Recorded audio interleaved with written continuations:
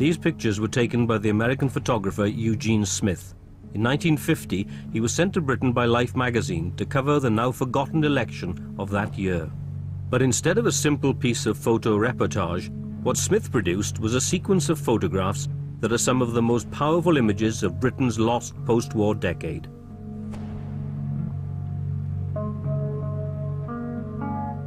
They captured the country at a critical moment, 5 years since the war and 5 years into the Labour government's struggle to build a welfare state, not yet a land fit for heroes or a socialist utopia.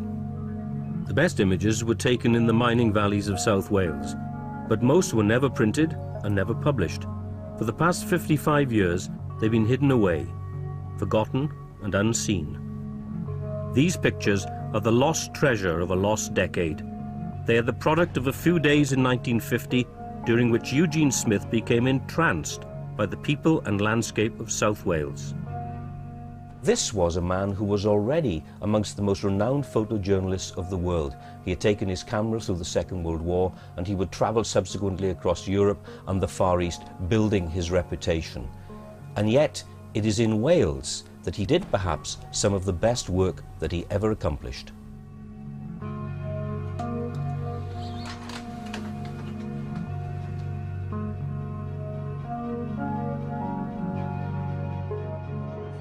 In this programme, I'm going to set out on a journey to find these lost pictures and discover why Life magazine never published them. I also want to learn more about that moment back in the 1950s that they captured so graphically, and to find out how the photographer Eugene Smith, in just a few weeks in January and February 1950, took what looks to me like a lifetime's worth of classic photographs of Britain.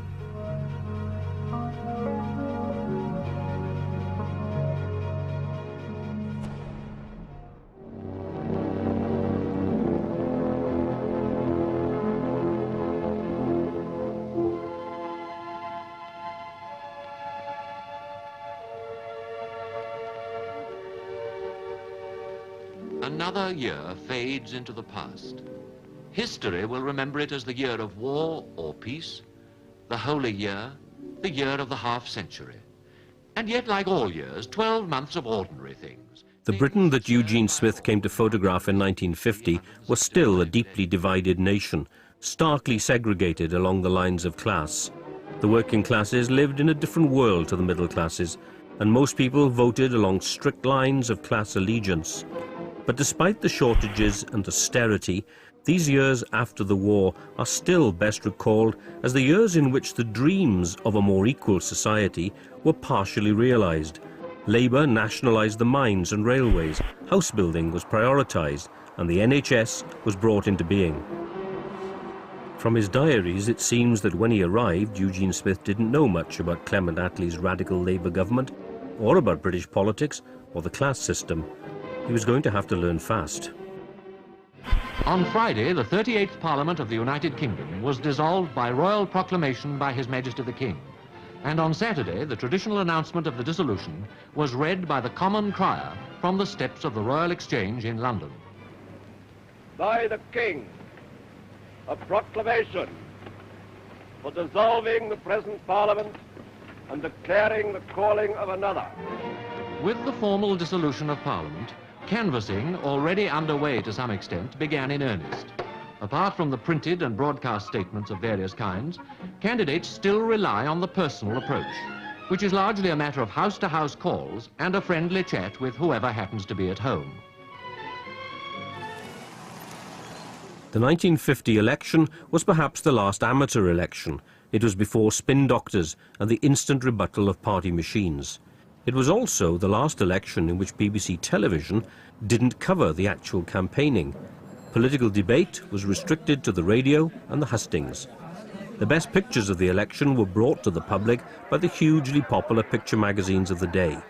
And the biggest of them all was the American publication, Life. When the election was called, Life commissioned a 5-page spread, explaining the strange complexities of the British electoral system to its readership of millions, and introducing them to the key issues and personalities.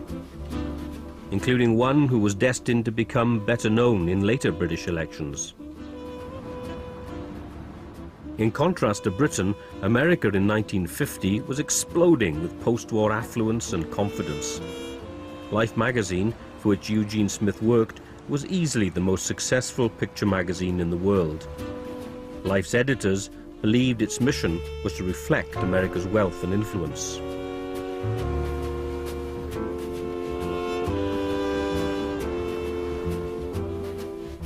And for Life's millionaire proprietor, Henry Luce, the British election was a chance for Life to champion American capitalism and attack a Labour government in Britain that he felt was backward in outlook and, worst of all, socialist.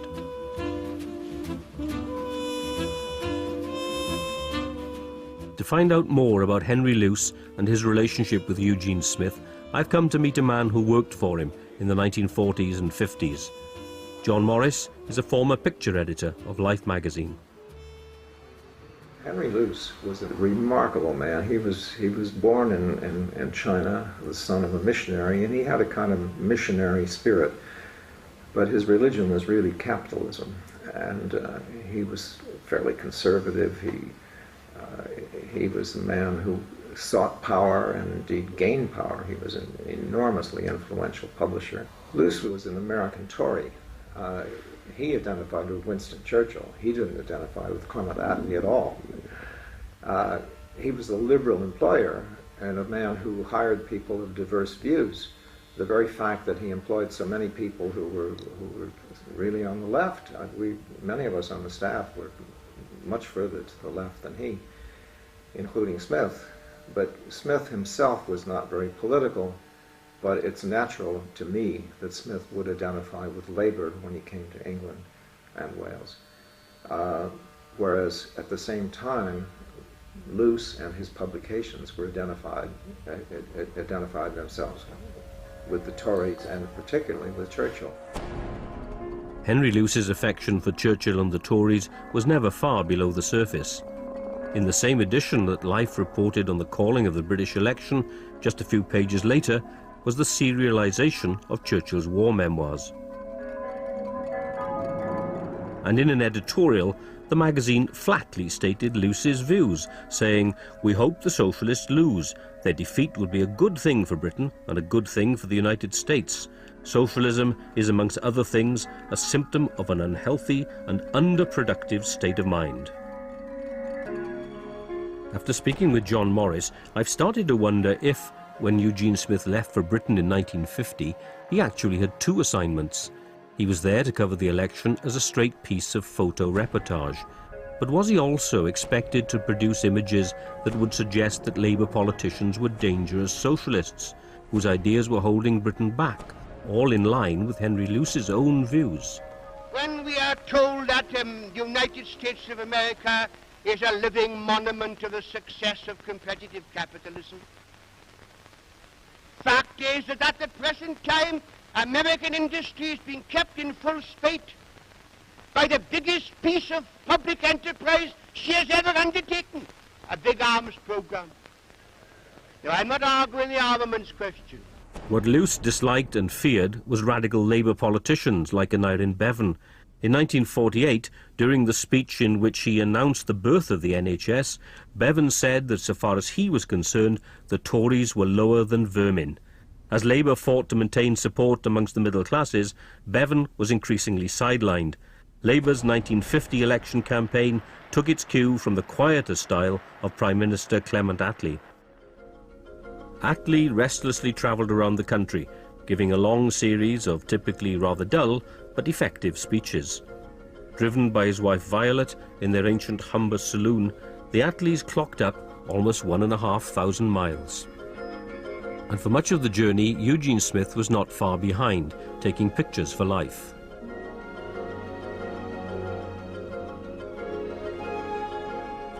The election took Smith to South Wales, one of Labour's traditional strongholds. But here he began to take a very different sort